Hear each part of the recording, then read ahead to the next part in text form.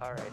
Hello and welcome to the Young Dad Conversation. My name is Ricardo Salcido, and joining me today is Ade Faison.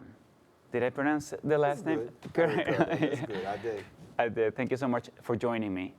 Welcome. I'm excited to talk to you today, and I want to be clear.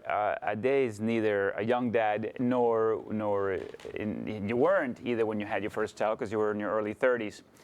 But I met you at an organization that I joined, New York's Youth at Risk. And you're a very interesting character, and so that's why I figured that we have to talk. Mm-hmm. And I also want you to share a lot about the work that you do there. But let's start off with where are you from?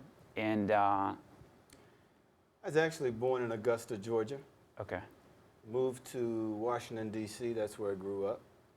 And around 23 years old, moved to New York.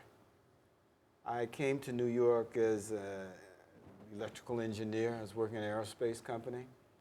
I got disenchanted with that work. It was around this is telling my age now. It was around the Vietnam War time. But no offense, but you don't. I wear it you well, look right? like That's great. All right. Must be doing the right thing these days. And I quit that job. I left it. I said, even though it was the professional thing to do, it was the right thing to do to satisfy my parents, but I was just totally disillusioned when I found out what I was really doing was moving to have airplanes be up and ready really quickly so they could go back and do their thing. And I didn't, when I understood what that was about, I said... What the planes were doing at that time. Yeah, that's right. Yeah. And so this was actually, the year was 1968. Right. So it was a tumultuous year for me in terms of King dying that year, being assassinated, and I but my consciousness was awakened that something else was available for me in the world. And I really wanted to step up my life to be able to give back all that I had gotten, at least I thought I had gotten, in terms of being the first person in my family to get a professional degree. Okay. So I saw this show on TV. I won't make this long because that's a whole lot of history to tell you, but I saw this show on TV called Soul, and it was emceed by a man named Ellis Hazlitt. On that show, I saw the director of what was then the National Black Theater Workshop, and I saw some poets named the original last poets. Felipe Luciano, who comes out of this neighborhood right around here in El Barrio, Guyland Kane, David Nelson. They just took my to a whole nother level. I don't know if you've ever heard got of inspired. These guys. No, I'm sorry. I left the job and moved to Harlem. All right. Just like that, to the chagrin of my people, my family, but I was wanting to give something back to the community. Yeah. I was at the National Black Theater for the next 25 years. I sort of go from a workshop to a theater. If you go to 125th Street and Fifth Avenue, it's there now. So, really quick about your history with your family, especially with your father. Is that someone that was in your life when you were growing up? So, yes, say the least. He was in my life, but he was he's a World War II vet, had some issues when he came back. I can tell you, my father went to you make me go back, but my father was the kind of courageous man who went AWOL to see his wife before he was shipped out overseas. Okay. And that was when they conceived me. So he was in his early 20s, like 21, 22. Oh, he was a young dad. Mm-hmm. I was to be the legacy in case he didn't come back. Oh, really? That's yes. This is how your dad told you? I didn't find this out for another 30, 40, another 40 years almost. My mother told me this story, that he came over to Georgia from Texas. Yeah. He went back. He was a sergeant, drill sergeant, and made that kind of rank. He went back. They stripped him of his rank. He didn't get to go with his unit, and where they went was to the Philippines. That became a whole thing because that became the Bataan March, in which a whole lot of those soldiers didn't come back. He was shipped out to North Africa. Okay. He came back smoking, drinking, cussing. Damaged. You came back damaged. That's what I grew up in, was a household where the war was still inside my household. Oh, wow, that's rough. Okay. And I became a kid who, learning how to stay under the radar so that I wouldn't get hit with things that were being thrown around the house. This was at home growing up? This was home growing up. I had that kind of a childhood.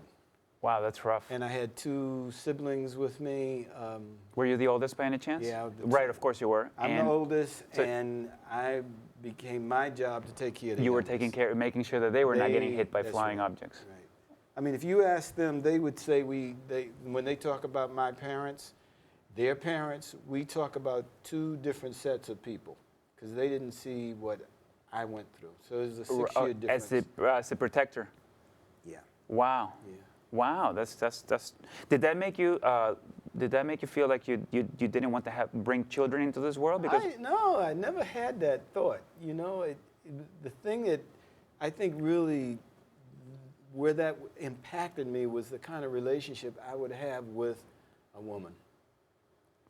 Would it look like what my father and mother had, which didn't look, I mean, it was sweet at times, and at other times it was violent. It was rough. And they stuck it through. There were moments in which separation occurred. They came back together. When I look at my father, I saw him, what I would say, acquiesce to the demands of my mother. If she was to stay in the house, he needed to calm down. And so the drinking, he was a weekend alcoholic, but for that matter, so was she. Yeah. You know, I mean, they were codependent on each other. Did he have the opportunity to go to therapy for the? In those days, that wasn't what was going on. No, he just worked his butt off, so to speak, 2 or 3 jobs to keep the family going, like that. So that's what I grew up in. So I was to be the one who didn't have to do that. Go to school, work my way through school, Howard University.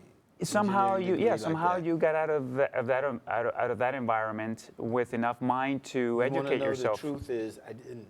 I thought I had, but it was with you.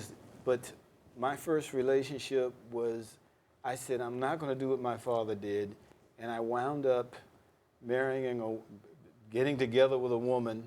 My first 2 boys, my 2 boys came from that relationship, and we would battle. It looked, at any moment, you could think it was my father and mother. We were battling. The only problem was she could fight too. So sometimes I found myself getting popped a little bit harder than I was popping, you know, and that wasn't working too well. I can tell a lot of stories about that, but she woke me up. You know, I woke up so that my second relationship, which took some time to get to, was a promise, a commitment to stop what I had done for 7 years.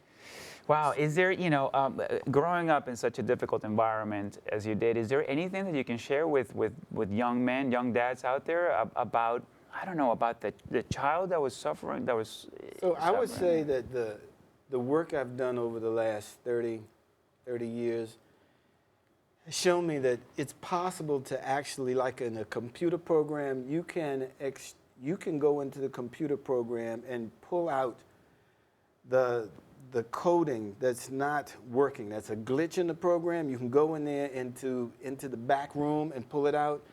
And the work I've seen and participated in it is possible transformationally to go in and access the conversation where the decision was made that I have to be a certain way or do a certain thing in order to protect myself, in order to be safe, like fight back, get the first punch in before they punch me. Yeah. Know how to throw things, know how to run, know how to hide, all of that. Yeah. It's possible to go into the conversations that are inside my mind or inside anybody's mind and access those conversations so that they don't have a hold on me anymore, that I can have some power over those conversations. And I could say that I have done that. Yeah. Yeah, I've done that. So I'm not the person that I used to be. Right. For a long time now, I haven't been that. With my second wife, that violent stuff stopped, at least on the level of physical. Right. How does just a regular guy access some of that information within, what sort of tools do you use to? So you know, I've been a course leader for Youth at Risk since the early 90s, late 80s.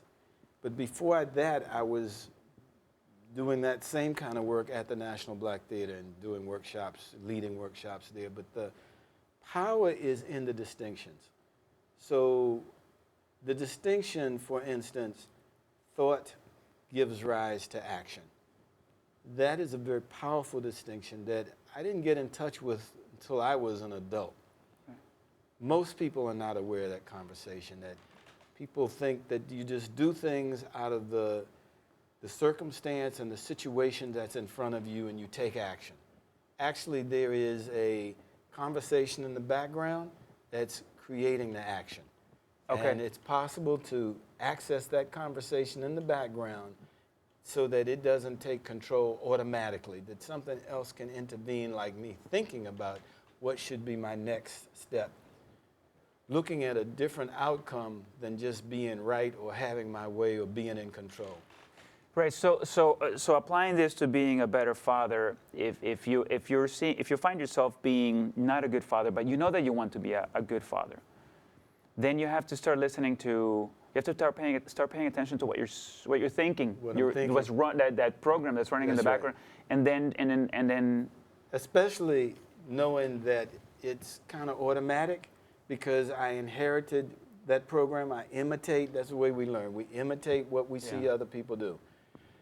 However, in a way, we actually are bringing forth what we already brought here to work out for ourselves. Yeah, okay? I believe that. Yeah. Like the soul is looking for redemption. The soul is looking to soar, to be set free. And all these people around us, they are not making us victims. We actually could say that in front of us is the mirror of who we are. So being responsible for what's going on in my life, or who's standing in front of me, for all the circumstances, is some of the power in this conversation. That as soon as I can say, I'm willing to be responsible for what I see going on in my life, for what's happening, I can begin to take steps in that direction, rather than complaining that, you know, so-and-so is not doing the right thing, or well, when you claim responsibility, then you can do something about it. But if you victimize yourself, then obviously how could you? That's right. So then becoming a better dad starts with saying, I am responsible for this child, and I am responsible for their well-being, right? Because they can't take care of themselves.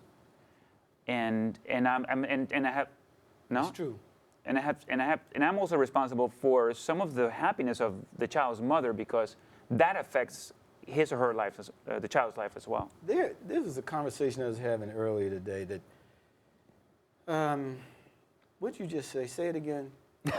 No, say it again. Play the tape back. I'm just kidding. Yes. So it's about being a better father through accepting the responsibility of your child, the child that you brought into this world.